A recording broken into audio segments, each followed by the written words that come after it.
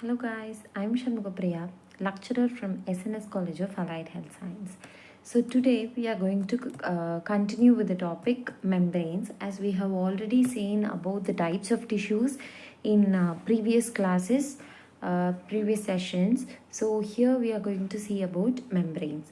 So membranes are the sheets of epithelial tissue and their supporting connective tissue that covers or line the internal structures or cavities. So the main three membranes are mucous membrane, serous membrane and synovial membrane. Mucous membrane is a moist lining of alimentary canal, respiratory tract, genitourinary tract and is sometimes referred to as mucosa membrane. It consists of epithelial cells, some of which produce secretions called mucus. A slimy tenacious fluid, and then the cells fill up with mucus. They have appearance of globuled or a flask and are known as Gobalt cell. Organs lined by mucous membrane have a moist, slippery surface. And mucus protects the lining membrane from mechanical as well as from the chemical injury, and in the respiratory tract it traps the inhaled foreign particles, preventing them from entering the alveoli of the lung. So in general, the mucous membrane lines the cavity and tubes and it secretes mucus. Then the serous membrane. So the serous membrane secretes serous watery fluid. They consist of double layer of loose alveolar connective tissue, and these are lined by simple squamous epithelium. The parietal layer lines a cavity and the visceral layer surrounds the organ within the cavity. The two layers are separated by serous fluid secreted by the epithelium.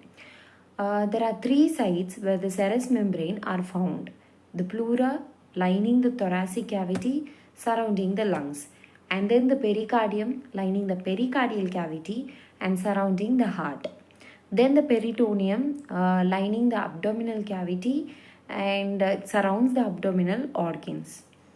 The serous fluid between the visceral and the parietal layer enables an organ to glide freely within the cavity without being damaged by friction between it and adjacent organs.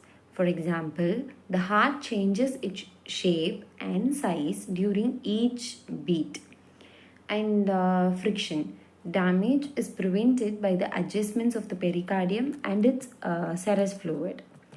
Next comes the synovial membrane. So this membrane, in general, the serous membrane lines the cavities and surrounded organs, and it secretes serous fluid. Next is the synovial membrane. So the synovial membrane is found lining the joint cavities and surrounding the tendons, which could be injured by rubbing against bones.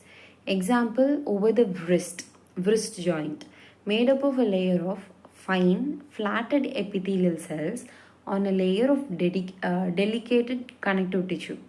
Synovial membrane creates clear, sticky, oily synovial fluid, which acts as a lubricant to the joints and helps to maintain the stability.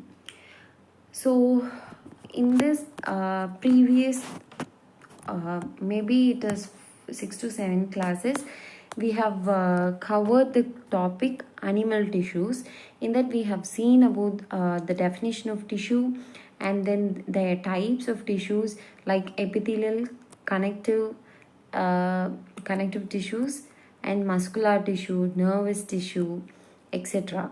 And also we have covered about the tissue regeneration topic, and then membranes, glands, and glands. So in the next class, I will be coming up with a more interesting topic, and stay tuned. Till that, might be the next section might be about bones, the skeletal system. So in this session, we have already seen an introduction to the bone under connective tissue. So thank you.